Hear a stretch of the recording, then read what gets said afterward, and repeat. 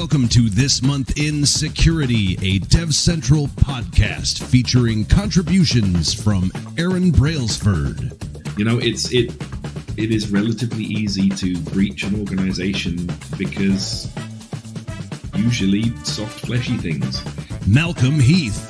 Just from a basic sort of security perspective, it's better to fix things earlier than later. It's better to structure your architecture and stuff that it's in such a way that it's secure rather than try to bolt security on at the back end. David Warburton. What really fascinates me from a security point of view, now I like to kind of get geeky and nerd out about crypto stuff and all the latest technologies, but actually so much of security, like probably the most pivotal part of security is trust. And Sander Vinberg. The level of these guys was very high. Everybody in the room was kind of a hotshot. It was pretty wild to just be listening to discussion at that level. I'm your host, Aubrey King with DevCentral, and we've got a great show for you today, so strap on those earbuds and get ready for This Month in Security.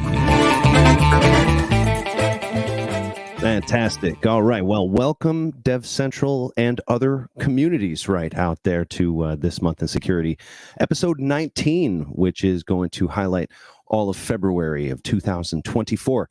We've got an interesting show this month for you, a little bit different than usual. We are bringing in a pal here in Byron McNaught from the DevCentral community, and he's somebody that I presented with actually at App World a couple of weeks back. We were talking a bit about AI security, as I tend to do, I guess you could say these days. But I'm going to bring those guys in with Aaron and David for our typical roundtable. And before we get into that, I do want to roll a bit of a piece that I did with Tashafi Samin Yasser, who I ended up presenting with at Ottawa B-Sides quite some time ago. Now that's a few months back, and we talked about really what her presentation was about at the time. But Tashafi's a very interesting coder. She's working on some really neat projects that I think are of interest to the community. Now, I'm not going to roll the full interview because that thing was a whopping 25-minute interview where we go on a few different topics. But I think it's probably important just to highlight some of the bits that are involved in her project, which is an IoT project with artificial intelligence involved.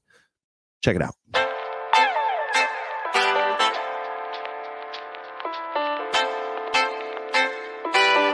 So we're finally getting a chance to talk. I haven't seen you since the Ottawa B-Sides.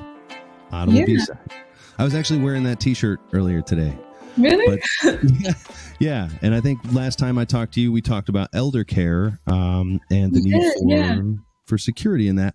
But we didn't really go into what you do, which is also very relevant to what we cover here on the podcast. So, just for the community, why don't you let everyone know what it is that you do? So the last time I talked to you, I presented my thesis, my paper in B-Sides Ottawa, and it was about basically the privacy implication of smart aging care systems or senior care homes that are smart.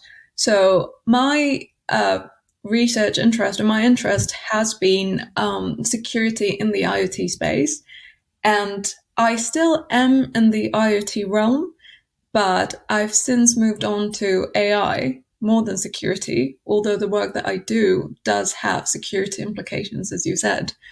So my work it's basically hazard prediction. So fire, or basically like any kind of safety hazard prediction in your kitchen. And the edge device does it by running an AI model, running an AI model on the edge device. So right on the edge device, whether that's like a USB stick or something, just a tiny... Yeah, just a tiny sensor. And the model is loaded into it.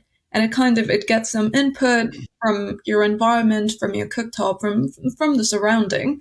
And it predicts whether or not there's a chance of a fire happening, or how safe is your cooking behavior. Like, are you present in front of your cooktop, or like... is the cooktop going to be too hot? in the next 1 minute? Or when it was about to happen, were you in front of it? Did you attend to it? So basically, it's safety prediction.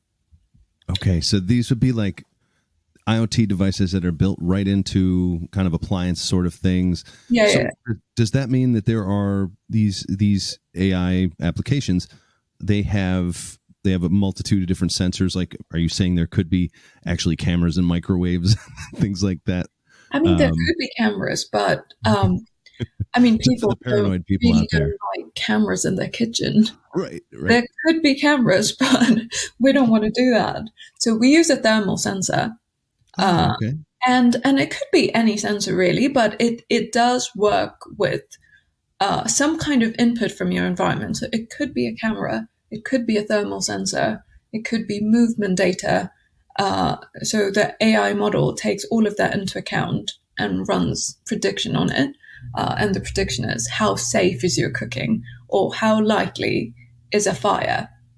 And as I said, like, I've never thought about AI on edge devices, and it's a different world than what you think of, like, you know, these like large scale language models or image classification models, because like they're so huge, billions of parameters, like trained on billions of data.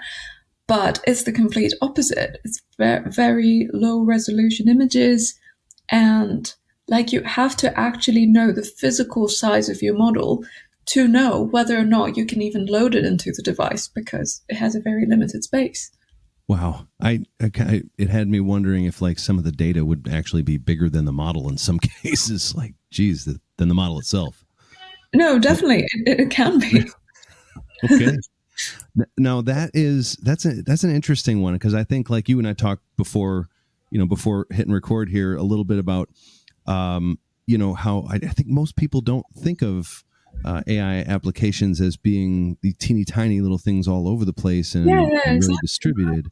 Mm-hmm. So that brings to mind another interesting conversation that I've had with somebody recently, a buddy of mine over at Intel, that I think you'll probably see some videos from he and I coming up soon. But he was talking to me about federated learning. So if there's like a distributed model type environment, Intel has some really amazing technology that will allow for machine authentication, right, between 2 points. So, that federated learning can't be hijacked. And you're going to be guaranteed that the endpoint that your primary model or whatever is talking to is actually who it says it is. So it's talking to the central model. Yeah. Do you guys work with federated learning? We don't really work with federated learning, and like I'm not too familiar with federated learning, but I know what it is.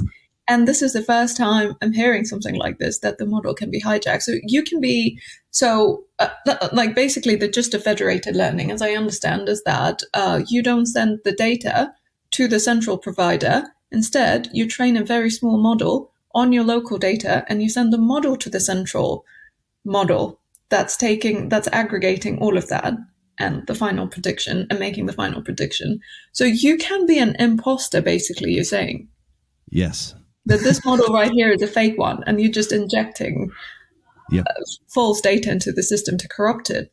Yeah. So that's the thing. I mean, like what, and this is like, super sneak preview, right? He and I are going to talk a little bit about that authentication that can happen so that there is no sort of imposter that'll creep up and try and that's the idea, right? We don't want to inject anything into the training for that model that could be absolutely misleading.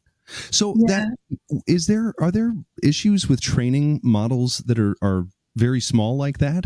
There's absolutely, and sorry, did I cut you off? You could complete your question. No, not at all. Okay. There's absolutely an adversarial aspect in any kind of model, but like very low resolution, very small models like that work with very low resolution data, they're especially susceptible to something like that, where you like inject like a small amount of noise in the system, it might think that like it's a completely different data. And it's very easy to do that when the actual training data itself is so small, because you're already working with a very small pool of pixels, basically. Yeah. So Okay. you don't have to work too hard to corrupt it. And that's something, the adversarial aspect, we definitely have to take into account eventually. It's not a feature that's built yet, but yeah, it's always a concern, especially for smaller models, because you don't have to work as hard. Now, we are going to get back into the swing of things with the show, and I think we're going to get into our roundtable. So, Mr. Brailsford, as well as Dave Warburton, and again, we're going to find out a little bit more about who is this mystery guest, Byron McNaught. So, I'll bring him right back in a second.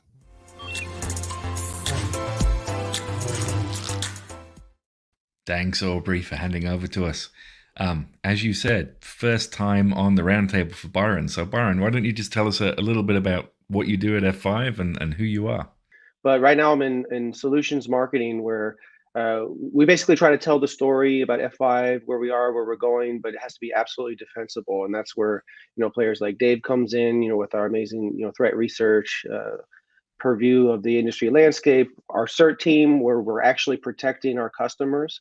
We don't go out there and necessarily make that public, but it definitely reinforces, I want to make sure everything I say, while provocative, is definitely defensible, can be backed up with the tech. And so, yeah, that's kind of the art and the science of what I do.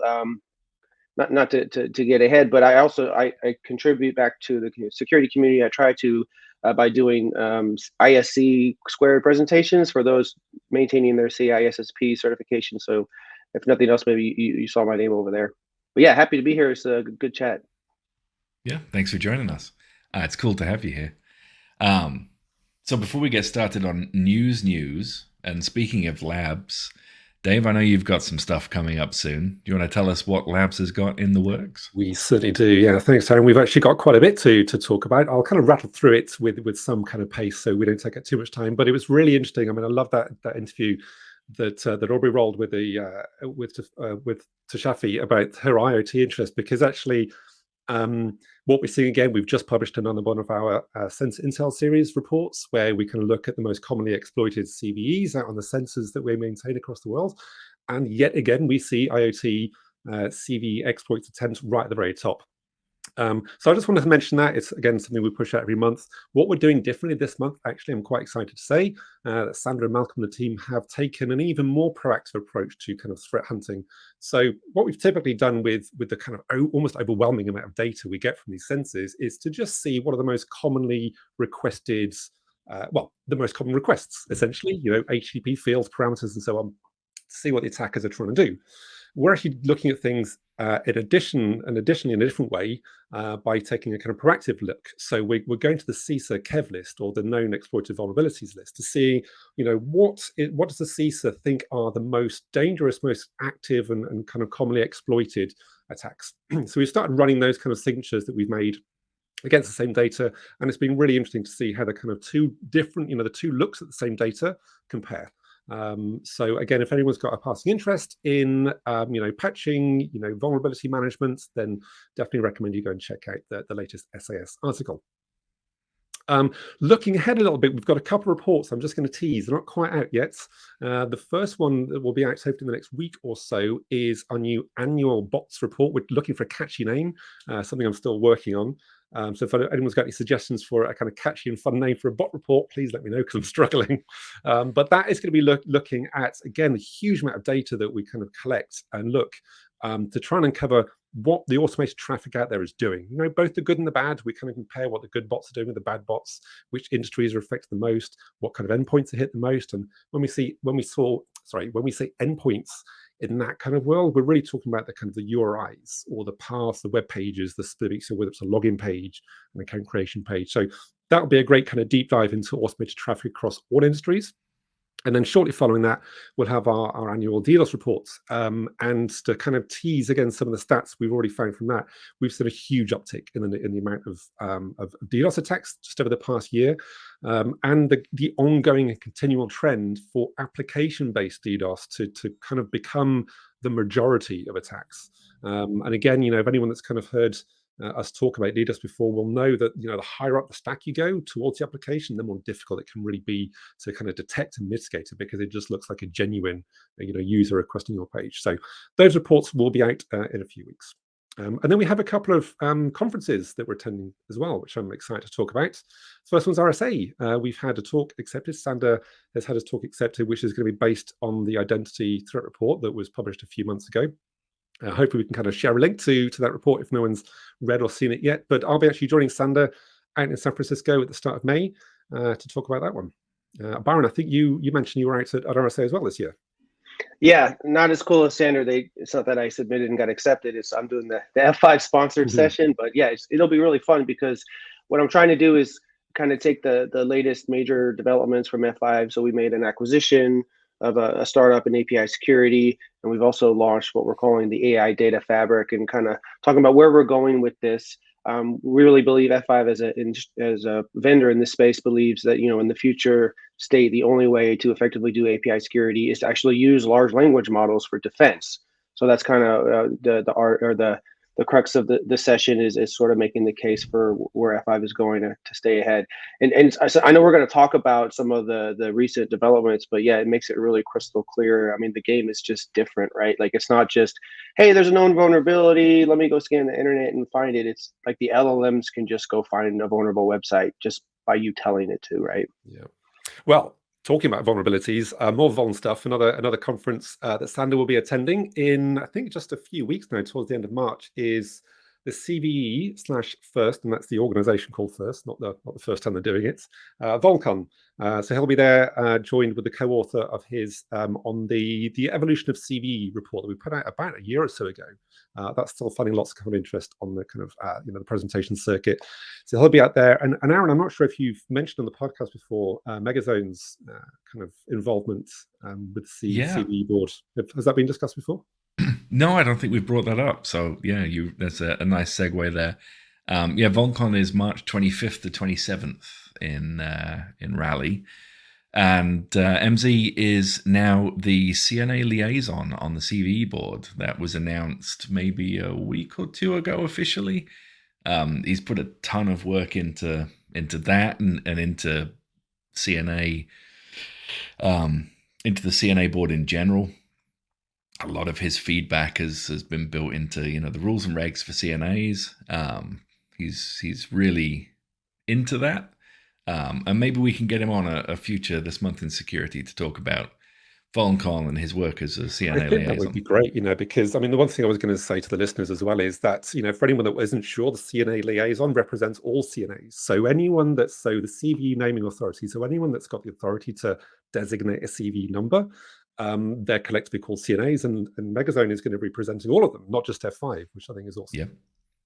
Yeah, and I think it'd be great. I think really to have cool him for on him. a future show to kind of ask him all the questions about CVEs, EPSS, CNA process. I think it's a fantastic idea. Yeah, we actually consulted with him during some of our security campaigns just to make sure it's on point, it's on message, it's going to resonate, not too fluffy. So yeah, he's definitely got some prowess. Awesome. Yeah, it's really cool to see that, and I'm really pleased for him. It's great for him, for F5, and like you say, I think for all of the CNAs that he'll be representing. Yeah, absolutely. So, rolling into news, then, since we were talking about LLMs just now and LLMs hacking and so on and so forth, but in the news in the last month was the FCC criminalizing AI audio deepfakes. That came after there was a deepfake of Joe Biden discouraging voting in New Hampshire. And it's an expansion of existing consumer protection acts. But yeah, I know Tika, my colleague, wrote about that in This Week in Security, and I know his thoughts. They're there in Twiz for everybody to read. But what your guys' thoughts are on trying to criminalize that kind of activity? I mean, it's I find it difficult to talk about AI and deepfakes because most people start rolling their eyes, but it's hard. If you see how AI models and things like generative AI have kind of how quickly they've advanced, I think it'd be dangerous to not kind of go to the next level and assume the worst. Because look at if you guys recall one of the first AI generated videos of Will Smith eating spaghetti. Have you seen that? It's quite horrific. It will keep you up at night if you've seen it. It's not pleasant. It was awful, but it was AI generated. And now, just in the past few weeks, I think it's Sora is OpenAI's tool that's not yet public.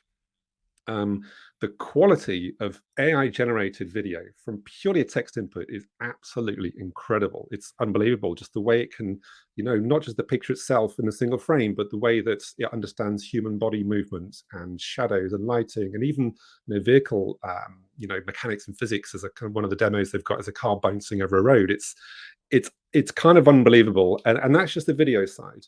So you put that, kind of layer that onto the AI audio that's been created and the kind of deepfakes that are possible. You have to assume the worst. You have to start preparing now, I think. And I think anyone that says it's hyperbole and just kind of making a mountain up a molehill, I think is not understanding the impact it's going to have. One of the other news stories from a few weeks ago was the London mayor, Sadiq Khan, where there was a deepfake of him purportedly saying something, apparently making an inflammatory comment before Armistice Day, which he said almost caused serious disorder and unrest. And it's true, the fake and AI generated video could have potentially caused, outrage, potentially even rioting to that extent. And that's just kind of general public. You think about the damage it could cause to business, to stock prices. It's really quite worrying. So I think, going back to your point, Aaron, about legislating, I think we kind of have to. You look back to airplane laws and even car seatbelts laws. Who used seatbelts until it was mandated? Very few. So unfortunately, I think government legislation has to come in. My worry is always that it always feels so watered down. It's always so far behind that I worry that it's never going to quite be enough. Yeah, plus one on that. It reminds me of API security, right? I think Salesforce maybe was the first API in production. It was like 2000. Fast forward, was it 2019 when we had the first OWASP top 10 for API security? We have the revision now. So similar with Gen AI, we're releasing Gen AI now, not completely understanding the security implications, not prepared for it. And yeah, this is going to disrupt every facet of life. I firmly believe that.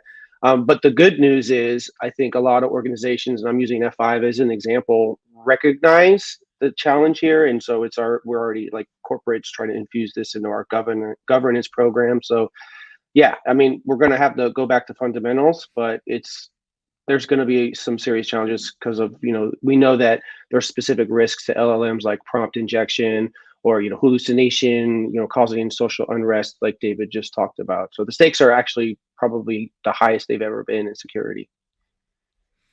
Yeah, it's the technology is moving so fast. It feels like so. Dave, you mentioned the deep fake of eating spaghetti, right? That I remember when that started to be a thing. It was difficult and time consuming to train the AI model to create the deep fake. And now, like you say, we've got a single prompt can create a very convincing video. It's easy to see how exploiting that technology is getting easier and easier at a frighteningly rapid pace. I don't think legislation can possibly keep up with that. So it's probably up to us as I say us as in F5 as technology leaders to lead from the front, like you say, Byron, by building it into our own governance. That doesn't help. So that can help the kind of corporate attacks and the corporate risks, but it doesn't help the risk to the general public. Like Dave said about the video of Sadiq Khan.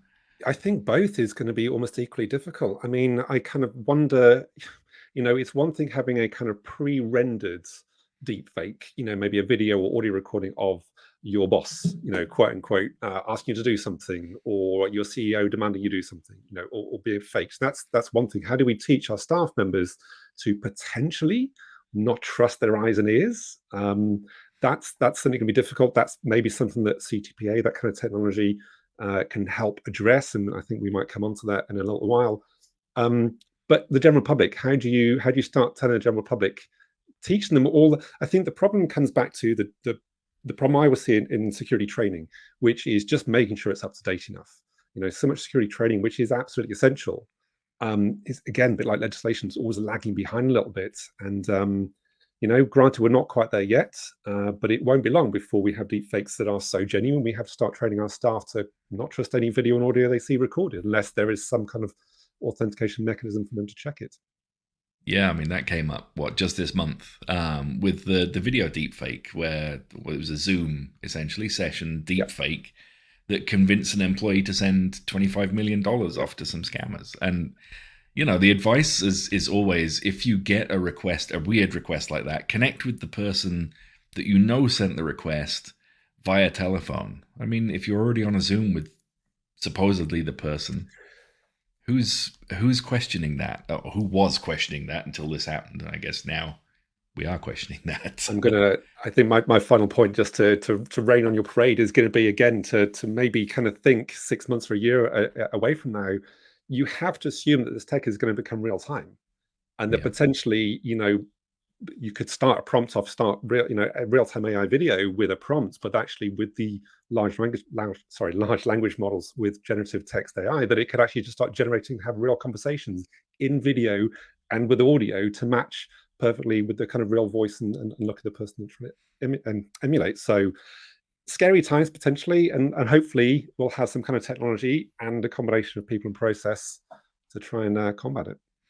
Yeah, otherwise we're only going to be able to trust it if we're in the room with someone, at least for now, until, we have fake synthetic humans with the AI built in, and then all bets are off. Might be a few years before that one comes up. One last thing on AI news then. I was reading, I think this speaks to something Byron said earlier. I was reading a research paper yesterday, maybe the day before, on LLM-powered pen testing or hacking, depending on what you're using it for, and how it's relatively easy. I think the article said 85 lines of code to connect the large language model with the tooling, and then just give it a prompt to say, go find the vulnerabilities in this target.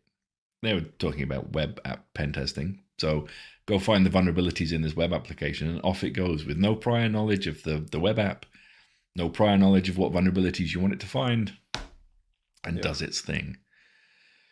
That's interesting. And I'm going to call another win for our predictions piece. That was one of the predictions we had this year. I think that one was mine, actually. So I'm going to gloat even more than usual.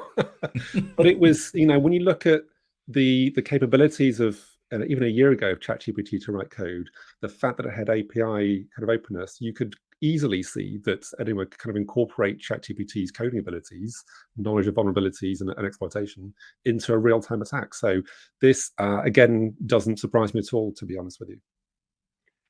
Yeah, there's two things that jumped out at me. One, we know that Gen AI is going to, for lack of a better word, democratize what attackers can do, meaning it's going to lower the playing field. You don't necessarily need to be a developer or a hacker, because you don't need to know the internals, right? You just need to be maybe good at prompt engineering or using the tools themselves. And then it's going to up the game of sophisticated bad actors who actually understand what the LLMs are doing. But yeah, the one you mentioned, Aaron, in particular, was pretty striking because it was a SQL injection, but it wasn't like a really basic one. It was like capture the schema, analyze it, find the weaknesses, do some unions, like some really advanced stuff. And I think later on in the paper, there was actually a table showing the kind of the success rates of the various attacks. SQL injection was 100%, at least in that sort of data set that they're analyzing. Cross-site request forgery was also up there too. Yeah, it's crazy capable, and yeah, like you say, it lowers the barrier to entry. So it's like Metasploit on steroids. That you don't even know what to go poking at with Metasploit. You just point the LLM at the target, and away you go. All right, moving on from AI. Otherwise, we could talk about LLMs for forever. Defcon 32 was cancelled, which is amusing because Defcon is always cancelled, right? And Defcon is never cancelled. But Caesar's Palace actually pulled the contract on Defcon, and it had to be the venue had to be moved at late notice. I don't know if I don't think we know why that happened, but if either of you guys have read or heard anything or have any thoughts on that. Yeah, I actually saw something. So I watch YouTube bloggers on Las Vegas because my wife and I love going to Las Vegas, and it came up, the Defcon saga, and the blogger, he is speculation, but he's like, hey, it wasn't too long ago that Caesars had to pay out a $15 million ransom. Maybe they don't want a bunch of hackers in their in their complex. And I was like, there might be some truth to that. Is that just coincidence? Yeah, I try not to be too conspiracy theory, but it doesn't seem like coincidence, does it? That's interesting. That must have been a huge challenge for the organizers to move a very large number of people to other venues at late notice. Aaron, do you know if they found another venue now? I'm not up to date with the story. I believe, yeah, it's spread now among like smaller venues, right? It's no Convention Center in Harris. I think that's at least what I saw last night. Yeah. I know from at least one of my colleagues who goes every year. Maybe we'll get him on again in a future this month in security. He was saying it was a problem because a lot of people have already booked like hotels and accommodation, and they booked it because this was easily travelable to Caesar's Palace, and now it's somewhere else entirely. Well, MGM also had a ransomware, so I mean, if there is, again, not trying to start a conspiracy theory, but if it is because they're not happy with paying out ransoms, then we might dwindle down the number of venues considerably. So stop hacking casinos. It's the net. Speaking of, there's no money there. Attacks, yeah, no money in casinos. Speaking of ransomware attacks, then my colleague Arvin, I think it was, wrote in the last This Week in Security about ALPHV, LPHV, and Black Cat, saying that they were the ones that broke Prudential Financial and Loan Depot, and also that Lockbit, who I think have been in the news a number of times in February, but most recently for, I think, the second takedown of Lockbit, that they have $110 million worth of unspent Bitcoin that was uncovered by the National Crime Agency in the UK and Chainalysis. There we go. That's a hard name to say. Mm-hmm. After the Operation Kronos takedown. And I thought, actually, this just looped nicely back to Dave, your point at the beginning about using the known exploited vulnerabilities list to look at what's being exploited out there, because the advice, like as always, for avoiding becoming the victim of ransomware is the same as always, right? It's patch known exploited vulnerabilities, which CISA's KUV list is a great place to start. Train users on phishing that we just talked about with the LLMs, and enforce MFA everywhere, which we've also talked about a number of times on this podcast. But any thoughts on ransomware? It's a huge topic, but I mean, I could probably talk a bit about ransomware and Bitcoin and where Bitcoin's taking us, because actually, Chainalysis is one of the organizations I've kind of followed for a while. They have great kind of insights into kind of operations on various kind of blockchains, and they talk a lot about kind of Bitcoin and how it's used on kind of darknet markets. And so, definitely recommended kind of resource for anyone that's interested in that kind of thing to follow that organization and the reports they produce. But your point on kind of slightly different topic, well, the point you mentioned, Aaron, on vulnerabilities and patching, one of the reasons we try and put out this SIS every month, one of the reasons we're doing the work with the CISA KEV, the reason we're working with the first and providing data to help the EPSS scoring system is we recognize there are so many vulnerabilities out there, and just staying on top of the majority of them is hard enough for most organizations. So, many people, including us, are trying to kind of help people decide on what are the most important things to patch. I think the CV evolution report that we had out about a year or so ago discusses actually of all the hundreds of thousands of known CVEs and all the different CVs that come out on a weekly and monthly basis, only a small percentage are actively exploited.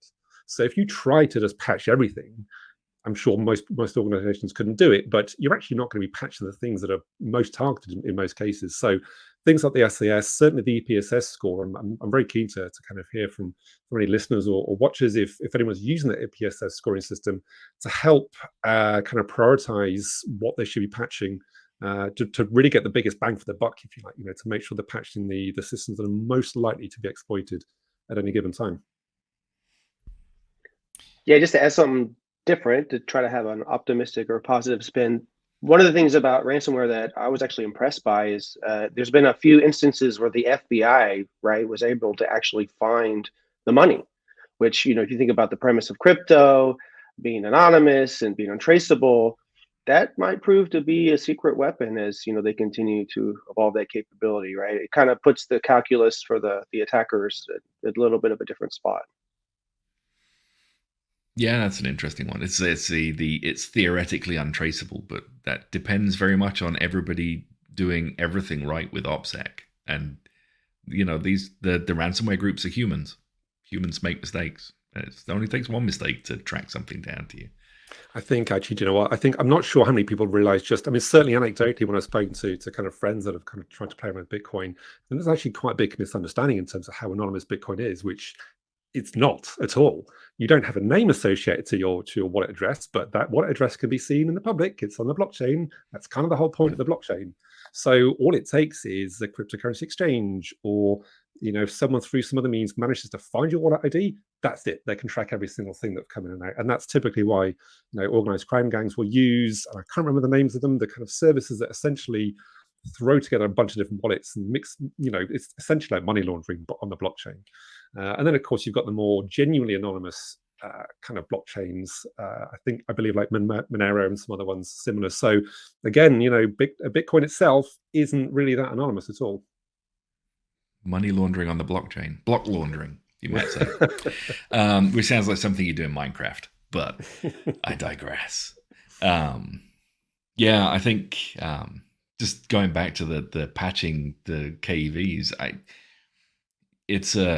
you're right. You can't patch everything, and we need better ways of prioritizing what to patch. But even with that, my concern, I guess, is that the time to exploit of a vulnerability coming out is already in the order of 24 to 48 hours, right? I mean, we've seen that ourselves with past critical vulnerabilities that F5 has disclosed, that time to exploit is very, very short. Yep. LLMs are only going to make that shorter and easier to do. And, that puts the defenders on the back foot. It does. To me, I think you've got it kind of paints a picture of people having to look at security controls and insights quite differently. We've kind of worked on a model where you try and identify the kind of traffic that's coming in. Is that bit of traffic, is that payload malicious? I think more emphasis needs to be put on the client and the device. Typically, I've had my head in this world for a long time now because of the various reports we've done. But if you look, again, I'd kind of tease the bots report at the start of the show. If you consider just how much automated traffic is hitting pretty much everyone's website, and certain industries have got, more of an impact from a malicious automation point of view than others, but everyone's getting bots scanning their site, even if it's just indiscriminate scanning, and then you get the targeted kind of bots. If you have a better way of identifying what is a genuine human user, then actually you stand a much better chance of stopping those attacks, especially the unknown ones. And that's kind of the key, whether it's an unknown vuln, whether it's an LLM doing some kind of exploratory attack and doing things in real time. If you can identify it's not the fact that it's not a real person, that should give you a really good signal as to whether you actually want to accept that connection, maybe put it through additional controls, or just drop it outright. Yeah, I think that's going to be the key, and doing that in an automated fashion at scale, which is always the problem. But yeah. I don't see it being possible to patch stuff ahead of exploitation anymore, not in the last couple of years. So we have to find other ways to stop that exploit from ever making it through. Anyway, I think we've taken quite enough time discussing the news. We could go on forever, I'm sure. But on that note, we will hand it back to Aubrey to close us out and talk about what might be coming up next.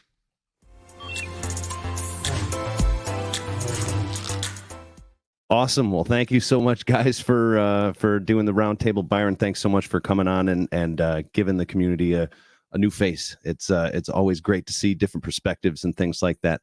That's what we try to bring to the show. So this kind of closes up, I guess, our February episode. You should be seeing that also, in the month of February, which is still great. I think I will say that we're still debating whether or not to bring this one live. I'm starting to feel more confident about it. And if you're out there and you're listening and feel like leaving a comment, let us know whether or not you'd watch this if it were live. Love to see if anyone comments on that. And so what does that look like in the coming months? Well, we've got some neat guests coming up. I will tell you that one who we're not quite there yet, but this person is the reason, I guess, why I ended up going with a little bit of a purple motif for the show. So just kind of that's a blind teaser, but we will be having a bit of an interview that I did with Dan Barahona and Corey Ball, both from AppSecU, as they would say it. I've always said API-SecU University, but they refer to it as AppSecU. And Corey Ball, of course, of Corey Ball fame as well. And Cameron Delano, right, from F5, right? He sat in with those guys, and we all really talked about what AI brings to the game for API security. So I think we've got quite a bit on that next month, and boy, we'll see who's going to join us for the roundtable. So again, I'm Aubrey with DevCentral. Would encourage you to click like and subscribe and all those great things. And please tell your mother or a friend about the podcast, because we love having more and more people to join the community. With that said, I guess we'll see you next month. Thanks for checking out This Month in Security. Again, I'm your host, Aubrey King with DevCentral, and I really hope you enjoyed it. If so, I hope you'd click like, or maybe even click subscribe, or consider writing a review or a comment. This Month in Security is a DevCentral podcast, community supported. Thanks again for stopping by, and we hope to see you next month.